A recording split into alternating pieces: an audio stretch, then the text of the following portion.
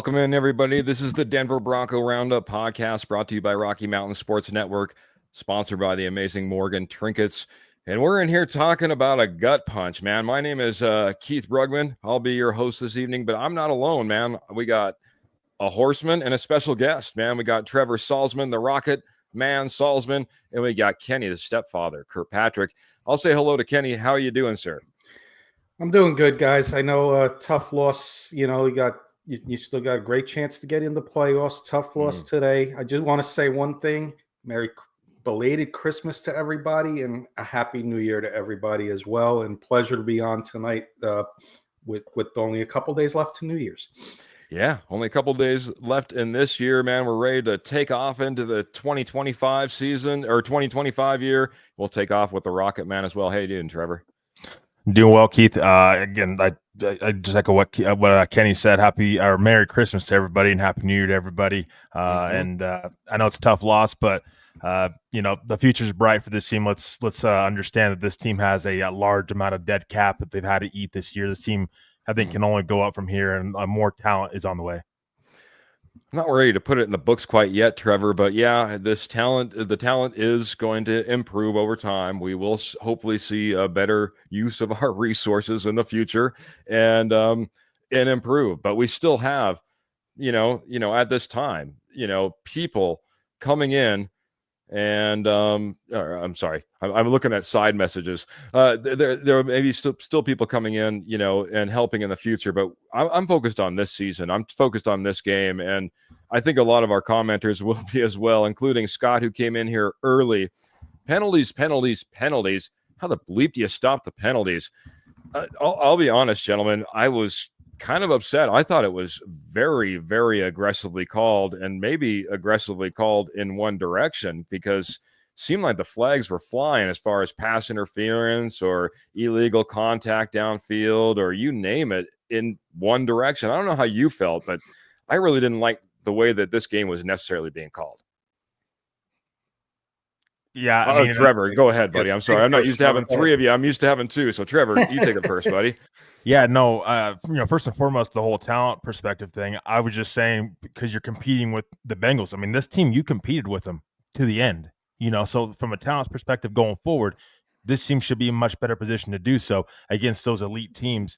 That's what I was saying. But when it comes to the penalties, I mean, yeah, you can say it's the refs, whatever, but you have to overcome refs at some point in time, right? I mean, this is an issue for this Broncos team. They just seems like they can't get over it. Sean Payton's talked about it multiple times. 7 penalties, I believe, for 35 yards in this game compared to Cincinnati's 3 penalties for 15 yards. I mean, it's just, at some point in time, you got to start pointing the fingers kind of your way a little bit, and you have to start taking accountability for that and cleaning up those penalties when you're facing these teams. And again, we got to play this game against the Chiefs. The Broncos do. If you're going to go to the playoffs, you have to play clean football. Though you cannot have 7, 8 penalties and expect to come out victorious. Kenny, before we went on moments, because we only had moments, you said, hey, I'm going to bring an outside perspective on this. Phil's coming in here. He's dropping 200 stars, and I think it's a great setup for what you may be wanting us to be saying. I don't even know what you want to say, but he said, sad evening, Keith, Kenny, and Rocket Man. Knicks look like a rookie under pressure. McMillan is terrible. Merry Christmas. Happy New Year. Wish Peyton would have stuck with the run game in OT. 200 stars. Thank you very much, Phil. I will put that towards our giveaway. Stick around to the very end, and I'll tell you maybe how to get entered one very last time. But Kenny, what are your thoughts on this, man? Whether it was rookie under pressure and Bo Nix, McMillan looking terrible in Phil's opinion, and the run game that didn't happen in overtime. I'll let you go off, buddy.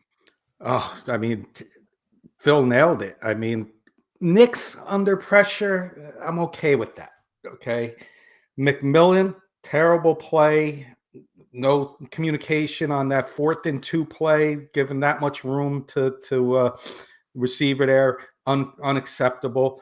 And the last one, wish Peyton would have stuck with run game in overtime. I agree, Phil. All you had to do was tie this team. You leave a timeout on the board with the 2-minute warning.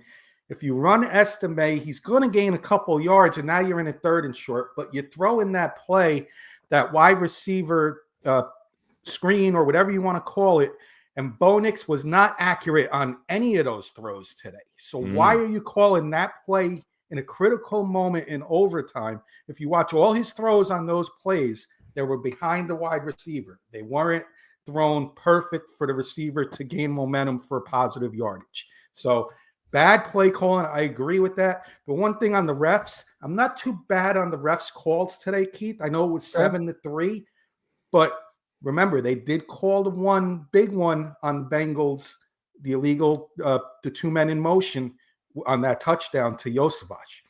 So they did call some there. So I don't have too many problems with the referees, like Trevor said, but Phil nailed it with his comments there. One more than the other. So Nix, McMillan, yes. Peyton, a big yes. And people need to start calling him out for it because other people are getting called out, and rightfully so. But this guy who's running the team needs to get called out. Very good. I want to pick on another one, man, as we pick on the Broncos in this overtime loss. Many opportunities out there to win this game, Trevor, but Riley Moss getting cooked all game. Do you think Riley Moss was 100% out there, or do you think that was just going up on an elite wide receiver like a T. Higgins that he was paired up with most of the game? I mean, I think it's a little bit of both. Nobody's 100% at this point in time in the season. This is why I do not like games being flexed. And, by the way, you were 0-2 in those games that you flexed. I think that Higgins is a very good wide receiver. Is he number one? I mean, he'll get paid. He'll get paid as a number one wide receiver. But I just think that Mossy got beat a little bit in this one, to be honest. And they spread the ball around. It was I know everybody was concerned about Jamar Chase, but they spread the ball around a little bit. Gesicki got involved. Chase Brown got involved in this game. So I mean, I think it's a little bit of both with Riley Moss. It's one of those games where, I mean, we have to realize too, he's going into year 2, and there's still growth with him to be made as well, obviously. So it's one of those games where he just has to learn from it and get better from it. It's tough that had to happen in this one. But Joe Burrow in this offense was going to score points. You had to be able to, kind of match that or be better than that offensively. And I think that's where you missed on opportunities. As great as this Broncos defense is, you're not going to shut out Joe Burrow in this offense. They were going to move the ball on you. They're just dependent on many different factors defensively. Could you get turnovers? Could your offense get to moving the football? Could they keep Joe Burrow off the field? So I mean, I just think it was a mixed kind of baggage with Riley Moss today, and it's a heartbreaker. It is a heartbreaker, man. There was a few heartbreaking moments. Young Tyrone's been in here. He's been critical of this team as well, and he's saying Bo Nix had Franklin open for a first down. A tie would have put you in the playoffs. There was, Kenny, you talked about it, opportunities, kind of, and maybe not the most accurate of passes from Bo Nix at times. This was one of those. Franklin down the sideline, had him wide open. I think there was another one to Cortland Sutton as well that I'm thinking of right off the top of my head. Bo Nix didn't necessarily have his 100% game, though the stats look good. We're pointing out the bad, but let's point out the good with Bo Nix. That touchdown drive.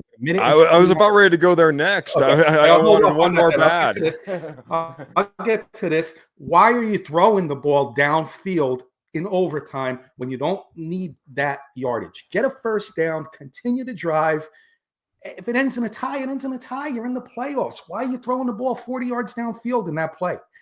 You don't need that there. So I don't fault Bo Nix for missing him. Yes, he needs to. He hit some good ones today, but unfortunately in overtime it didn't happen. Pressure happens. 33-yard field goal missed by the Bengals kicker under pressure. I don't fault Bo Nix for missing Franklin there. I fault the head coach for calling that play there. Very good. Pearl's wondering, why did VJ go zone? I'll tell you one of the reasons you go zone. Remember that big long run by Joe Burrow? That's a man beater right there. That's your safety, having to try to cover Joe Burrow, and he's how deep? So you got to mix it up sometimes. I didn't necessarily hate the play calls. I didn't necessarily hate the way that this defense played. And I think there was a comment up here earlier. We'll go to the better side of things. what was it, like 7 sacks today, Mm-hmm. Trevor? This team was starting to eat, man, especially as the game wore on. Talk about this defense, because there was some things that did end up working. There was some things that you want to see, especially as you're still trying to get into the playoffs and still have that chance to get into the playoffs and make a run. You got to see good things. As even in the losses, we saw some good things on defense.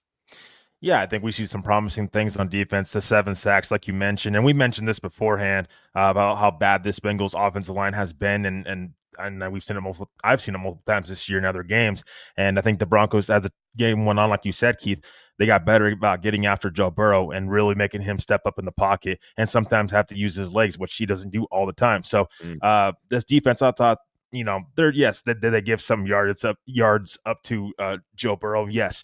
But again, he's an elite quarterback. That's going to happen. What you have to minimize is the touchdowns. Can you just hold him to field goals and minimize the points? He's going to get his yards downfield. That is a top 5 offense. They're going to score big points regardless.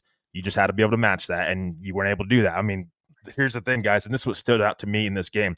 Time of possession. This is the Broncos' time of possession. 26 minutes and 57 seconds. You want to know what the Bengals' time of possession was? 41 minutes and 56 seconds. That's a big difference in this game.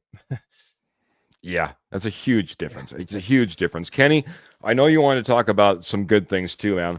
Yeah. Mims kind of had I just want to get to this. Mims kind of had a coming out party in this, man. You talk about, the longest air yard touchdown by one Bo Nix to one Marvin Mims for, 67 air yards underneath that touchdown. And then coming back to get that touchdown, to really put us at tie us up, put us in position to really go into overtime and have that chance. I mean, Marvin Mims definitely had a coming out party. It was nice to see. We've been waiting for something like that. Very, very exciting to have Mims have a game like that, not just in the backfield as like one of those gimmick Deebo Samuel type receivers. He, like you just said, the deep ball to Knicks would have been at 29 in the end zone, double covered there. Unbelievable play by Mims. Keep your heads up, Bronco fans. I'm going to stand by this statement right now. Joe Burrow is the best quarterback in the NFL right now. Not Patrick Mahomes, not Josh Allen, not Lamar Jackson. Joe Burrow did everything today. I don't think there was a team out there today that could have done better than the Broncos defensively. And I stand by that statement. And with Riley Moss, it's going to happen, But Riley Moss, I saw some good things. Joe Burrow just made the throws. He made every throw. Joe Burrow hit his guys.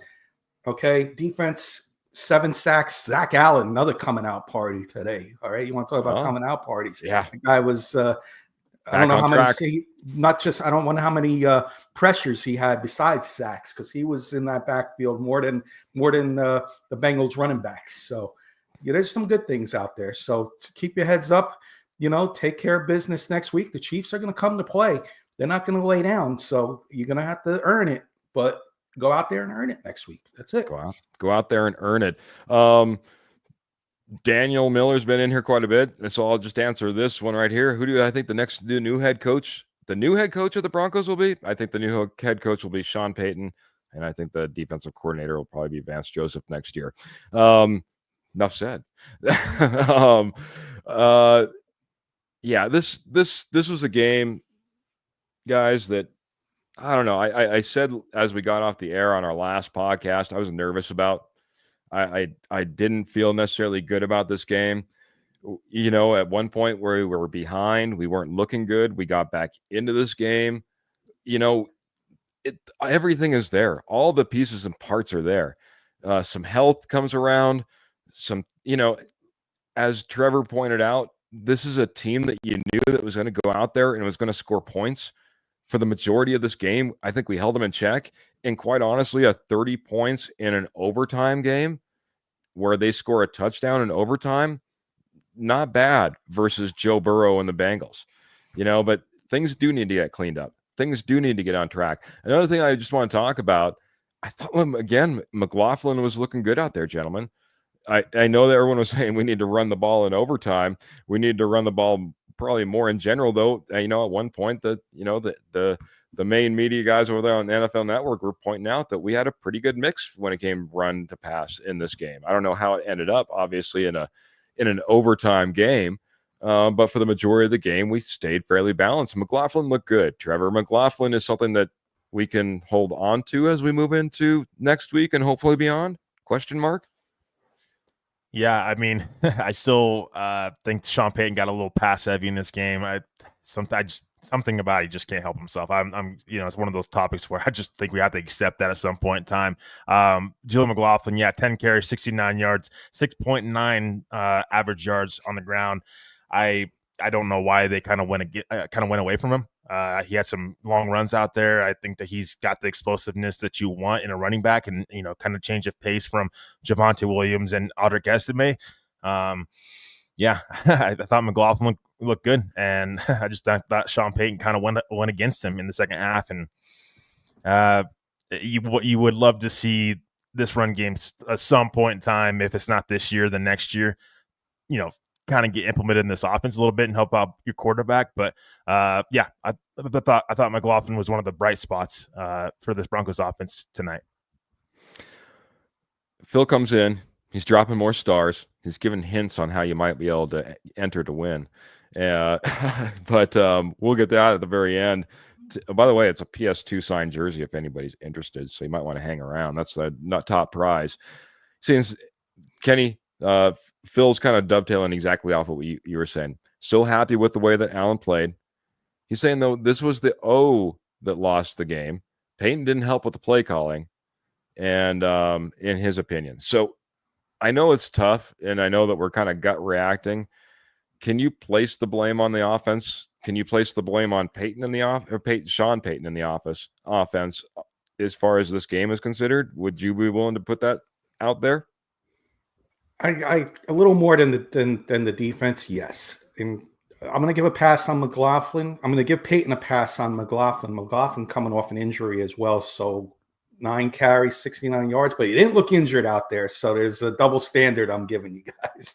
But he didn't look injured out there. He looked pretty fast, hitting the hole nice. And I think it was the first half. I was in the group chat. 2 carries for 21 yards, and he goes away from it. The guy's averaging 10 yards a carry, and you just go away from it. And then, Estime was getting the hard-earned yards, but just went away from it. You can't – this defense is terrible against the run. Use it, especially when I heard early in the game the weather was clear, so they were both teams planned on it being a rainy day. So if you planned on it being a rainy day, this was going to be your game plan today, throwing the ball that many times? Both coaches, not just Payton, both coaches. So I questioned some of the play calls. I can't be 100% on Payton. There were some problems I had on the defensive side with Vance Joseph. So it's not just a Payton thing. Vance Joseph, I had a problem when he took PS2 off that coverage with Jamar Chase close to the red zone in the fourth quarter. It was PJ Locke and a linebacker on him. I had a big problem with that play call and not spying on 3rd and long, letting Burrow run for the first down. But a couple of questionable calls from Joseph, as to many questionable calls from Payton. Yeah, it wasn't the best called game. It's not where it's unfortunately we keep coming back to it. You know what I mean? It feels like this is a record that's got a skip in it here, Kenny. But Martin has I put this comment up a little bit ago. He does have, some positivity, and kind of like Trevor was, getting excited about maybe, what we can add in the future. Martin is too. He's saying having possession of the ball in overtime with a chance to win, a more experienced Nick is going to win those in the future. Better talent, more experience. This is a rookie quarterback. We do got to put that in perspective sometimes. He went out there. He was dealing. He was dealing for most of the game and getting things done as needed. As our good friend Jody Moncrief, one of the horsemen, said as far as one of his first comments. Again, Nix does get things done for the most part when needed, but that overtime, I keep going back to the late Denny Green, who infamously said, we knew what they were, and we let them off the hook. and it feels like, when you're in this position, to go out there and be in an overtime game, get a stop, get the ball, honestly, I don't know if I'll bring this up to you guys, Trevor. I was thinking when we were kind of backed up, but had a little bit of success, and we were fourth and six, and we punted. I'm like, I don't know if I want to punt. I don't want to necessarily give that great a field position to the Cincinnati Bengals. You're out there, I know that you're trying to at least get that tie. If you just get a first down, it's all done. You just need 7 yards. I was tempted right there. I was tempted right there to say, don't punt it, go for it. What were your thoughts, man, right there? Did you feel anything like I did, or did you like the idea of the punt? Yeah, I mean, it's difficult because if you don't get that, then you're putting your defense in a real difficult spot, and the game's probably over sooner, honestly, with how Burrow and that offense is moving the football. I just think that you failed to execute, when it counted, when you needed to move the football. You just needed to get a first down. And it kind of honestly was a tale of the first half. It reminded me of the first half. 3 points, and this Broncos offense couldn't move the football. It seemed like you scored 3 points on a Cincinnati defense that you've seen signs later on in the game that has holes, and that you can expose those and you can attack that defense. So yeah, I mean, I don't fault Sean Payton for punting on 4th and 6. I just think that it should have been executed better. And it has to be. You have to get a first down there. That's all you need is a first down. It's a tie. You're going to the playoffs. And it's a missed opportunity. And I think this Broncos team in total had many missed opportunities in this one tonight. Yeah. It's too many weeks, Kenny, that we've been talking about this. We need to come back. We need to regather ourselves. We need to learn from our mistakes. We need to move on to next week quickly. We got a big game in front of us. We got to get a win. And we don't want, I think me, Trevor, I would imagine you from an outside perspective, all of Broncos country doesn't necessarily want to back into the playoffs with consecutive losses week after week after week and just fall into a playoff spot and feel good about where you're going. I saw a comment a little bit earlier. Martin said that, hey, we need to go ahead, and he says, he didn't say we need to go ahead. He says we are going to get a win next week. Kenny, you felt pretty positive from an outside perspective. You willing to put it out there? Do you think we just outright just get a win next week, buddy? Yes, because if I'm the Chiefs, I'm resting everybody. I'm not taking a chance of Mahomes, Kelsey, Hopkins, any of my star players, Chris Jones on defense, the secondary, everybody's sitting. And you know what? If I'm the Bengals, I'm not complaining about it, right? You shouldn't have only 8 wins. If you can complain about it, go out there and win double digits. So yeah, I'm with Martin.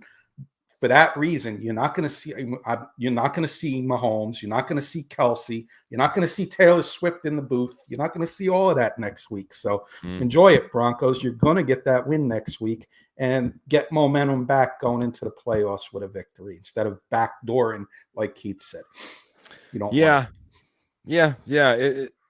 I was wondering if there was any good feelings to come out of this. I mean, we did play very competitively. It wasn't a blowout loss. There was some great things to be able to go into an overtime, the way we played down the stretch in order to push it there. Like I said, Marvin Mims looking good. Zach Allen looking good. McLaughlin looking good. Trevor, are you willing to put it out there? I know that you've been looking forward, hoping to get these wins. How are you feeling as we go heading into Kansas City next? Or, I guess we host Kansas City. Sorry. Yeah, so I want to go back to our preseason or kind of predictions for this season. I think I did have the Broncos losing in Cincinnati, tough place to play and many different reasons. But I did have them splitting with Kansas City. I still do think that's very much so in play. So as much as I'm looking forward to the future, I'm trying to say that you have more flexibility to get better going forward. But this year, there's definitely stay in the moment. There's 2 opportunities that were missed. Of course, the Chargers game and the Bengals game that you had a chance to clinch and go to the playoffs. now strike three. You don't get no more strikes after this. You have to take advantage of that Kansas City team, whether they play their starters or not. If I'm the Broncos, I'm preparing for their starters. I'm not sitting here, saying, well, we may not get their starters. Yeah, we'll see. If they don't, they don't. But I'm preparing for the starters because this is this is it. Either you win and you go on to the playoffs, or you lose and your season's done. So there's no guarantee either way. If the Chiefs do set their starters, that's 2 weeks, that they would be setting their starters. So that's why I'm like, I'm not sure. And they haven't been looking the greatest. I know their record is great and all, but that hasn't looked like, an elite team that they used to be. So, I definitely think that, that they are in control, and, wash this game away and learn from it. And you got to take care of business at home next weekend against the Chiefs and a very beatable team. You winning the Kansas City, and I mean, you damn near almost beat them in Kansas City. I don't see why you couldn't in Denver. Yeah, Dan's been tough on this team. At times he's saying this is called backing into the playoffs. He doesn't like the fact that Troy Franklin's out there maybe getting some snaps as well. Pearl, though, and I think, as I kind of briefly mentioned earlier, rookie quarterback, big dead cap hit, as Trevor mentioned, almost right off the top, and better things to come for this Broncos team, hopefully. And you got to be proud of this team and the way that they are competing. I mean, you're talking about taking a Bengals team into overtime. We mentioned it in podcast past, Kenny, that, these are the type of games that the Broncos would lose. When we were talking about the Browns, this is a game that I don't even think would end up getting into overtime in the past. This is a changing of the culture. I think that we're on the right path. It would sure feel good to beat down the Chiefs and roll into the playoffs with a little bit of momentum. But, man, I think we should be proud of this team. Kenny, I know that right now you're a Giants fan. It's a little bit tough. So I think you have some understanding from where I'm coming from, I guess is what I'm saying. I do. And just remember, a couple of years ago, the Giants exceeded expectations, made it into the playoffs, and won a first-round game on the road in Minnesota. So get into the playoffs. Anything can happen. Okay, you can have your best game, and the other team can have their worst game. Okay, and that can happen 3 weeks in a row, and you get to the Super Bowl. I've seen crazier things happen. Like Trevor said, they might play their starters. You may see them for a half. You may see them for a whole. If I'm the coach, I'm not playing them, but prepare for their starters. Go out there and show the world you can beat the Chiefs. You had them beat in Kansas City. Take care of them at home. Win against a 15-1 team. Make them 15-2 and going into the playoffs. I'd be scared to face the Broncos in round one. Just saying that. Throwing that out there. I like it, buddy. We'll get the final thoughts. We're going to get out of here in just a moment. But first, I want to tell you how you can get that last chance. I told you I wasn't going to do this. You guys are getting extra love. This is a PS2 signed jersey. This is our giveaway. If you're a follower on YouTube, you're a follower on Facebook, that's number one piece of the entry. RMSN wins. That's how you go ahead and type that in the comments. That's how we know that you're entered then at that point. And if you happen to drop 100 stars on Facebook, we give you 3 entries for every 100 stars. I know that we had Phil McLaughlin in here teasing that out. RMSN wins a little bit earlier. Got to be following one of those pages. Go ahead and drop that in the comments. We'd love to get a few more people in there. Pearl's also saying, love you all. I'll tell you what we did. Sometimes we try to sneak this in here. It's spun on the ticker down below. Morgan Trinkets, your headquarters, Southwest Jewelry, Southwest Pottery, Estate Gold wholesale prices. Find them over on Etsy. Morgan Trinkets Co. That's Morgan Trinkets Co. on Etsy. I'm telling you what, 34 years experience. That's where you need to be. That's where you need to be. Yeah. DW, appreciate you coming in here late. Who day? They the Bengals. They took it home, man. And it was a tough loss for the Broncos. But we'll play on, and heck, maybe we'll just meet up with you in the future. Maybe we'll just see you here in the future. You never know. You guys are still fighting, trying to get that spot.